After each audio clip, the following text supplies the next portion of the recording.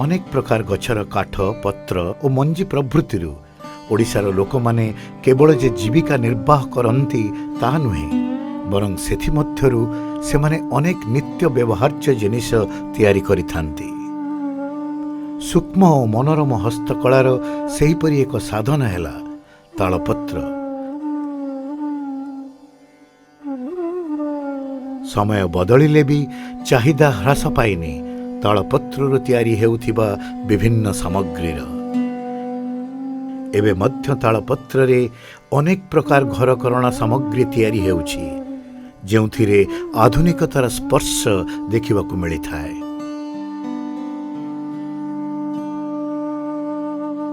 ତାଳପତ୍ର ଦିନେ ଥିଲା ଓଡ଼ିଆ ଭାଷା ସାହିତ୍ୟର ପରିଚୟକୁ ସୁଦୃଢ଼ କରିବାର ସବୁଠୁ ବଡ଼ ମାଧ୍ୟମ।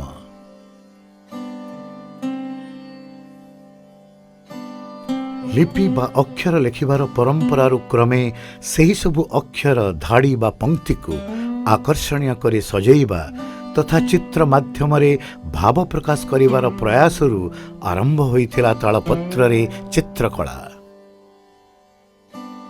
ସେହିପରି ତାଳପତ୍ରରେ ଘର ସାଜସଜ୍ଜା ଓ ଦୈନନ୍ଦିନ ଆବଶ୍ୟକତା ପାଇଁ ଅନେକ ପ୍ରକାର ସାମଗ୍ରୀ ତିଆରି ହୁଏ, ଯେଉଁଥିରେ କଳା କାରିଗରୀ ଓ ସୃଜନଶୀଳତାକୁ ପ୍ରାଧାନ୍ୟ ଦିଆଯାଏ।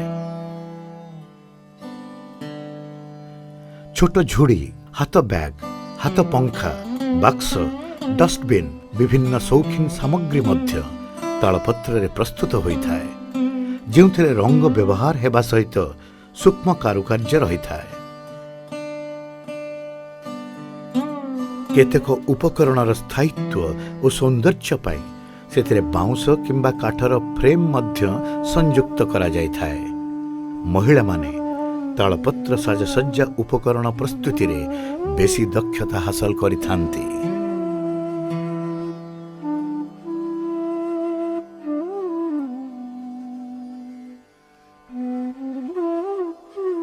ରାଜ୍ୟ ସରକାରଙ୍କ ଅନ୍ୟତମ ସଂସ୍ଥା state institute for development of arts and crafts ବା ସିଡାକ୍ ଦ୍ୱାରା ବିଭିନ୍ନ ସମୟରେ ଶିଳ୍ପୀଙ୍କୁ ତାଲିମ ଦେବାର ବ୍ୟବସ୍ଥା କରାଯାଇଛି।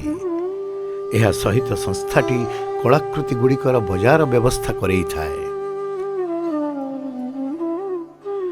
ଏହିସବୁ ପ୍ରୋତ୍ସାହନ ଯୋଗୁଁ ଅନେକ ଶିଳ୍ପୀ ବା କାରିଗର ତାଳପତ୍ର ଚିତ୍ରକଳାକୁ ଆପଣେଇ ନିଜର ସାଧନାରେ ବ୍ୟସ୍ତ ରହିଛନ୍ତି ଏବଂ ଏହି ଶିଳ୍ପକଳାର ଭବିଷ୍ୟତ ଉଜ୍ଜଳମୟ ବୋଲି କୁହାଯାଇପାରେ।